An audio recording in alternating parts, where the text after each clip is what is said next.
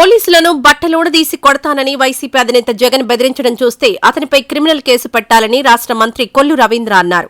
అధికారులను భయపెట్టేలా మాటలేంటంటూ మండిపడ్డారు. Tirupati parliament TDP కార్యాలయంలో బుధవారం ఆయన మీడియాతో మాట్లాడారు. గతంలో పోలీస్ వ్యవస్థను నిర్వీర్యం చేసిన ఆయన ఇప్పుడు అదే పోలీసులు రక్షణగా వస్తే వారిని అవమానపరిచేలా మాట్లాడడం మంచిది కాదన్నారు. పోలీసులు ఏకపక్షంగా వ్యవహరిస్తే జగన్ బయటకొచ్చేవారు కాదన్నారు. వైసీపీ హయాంలో ఏ చిన్న కార్యక్రమం చేయాలన్నా తమను హౌస్ అరెస్టులు చేసేవారని గుర్తు చేశారు. ఇప్పుడు అలా చేయడం లేదన్నారు. వైసీపీలో జరిగిన అక్రమాలపై లోతైన విచారణ జరుగుతోందని, అందుకే ఆలస్యం కావచ్చేమో గాని ఎవరూ తప్పించుకోలేరన్నారు. కేసుల్లో ఉన్నవారు ముందుగానే బెయిల్ కోసం ప్రయత్నిస్తున్నారంటే వారి ప్రమేయం ఉంటుందన్న అనుమానం కలుగుతోందన్నారు. అనంతపురం జిల్లాలో ఒక కుటుంబ తగాదాల్లో చనిపోయిన వ్యక్తిని శవ రాజకీయం చేశారని విమర్శించారు. ఇకనైనా శవ రాజకీయాలు మానుకోవాలని సూచించారు. రాష్ట్రంలో పెట్టుబడులు రాకూడదని కూటమి ప్రభుత్వం వచ్చిన 2 నెలల్లోనే ఢిల్లీకి వెళ్లి ఏపీలో శాంతి భద్రతలు లేవని నానా యాగి చేసిన జగన్ ఇప్పుడు శవ రాజకీయాలు ఎత్తుకున్నారని విమర్శించారు.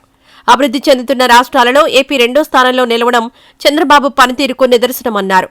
వైసీపీ పాలనలో జీడీపీ పూర్తిగా పడిపోతే దానిని పెంచే ప్రయత్నం చేస్తున్నామన్నారు.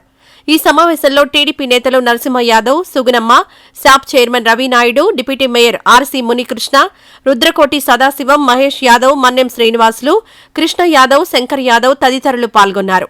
ఈ వీడియో నచ్చితే లైక్ చేయండి. అలాగే మా ఛానల్ ని ఫస్ట్ టైం కనుక చూస్తున్నట్టయితే ఇప్పుడే సబ్స్క్రైబ్ చేసుకుని పక్కనే ఉన్న గంట సింబల్ ని యాక్టివేట్ చేసుకోండి. అప్పుడే మేము పెట్టే ప్రతి వీడియో మీకు నోటిఫికేషన్ గా వస్తుంది. అలాగే ఈ వీడియో పూర్తిగా చూసినందుకు ధన్యవాదాలు.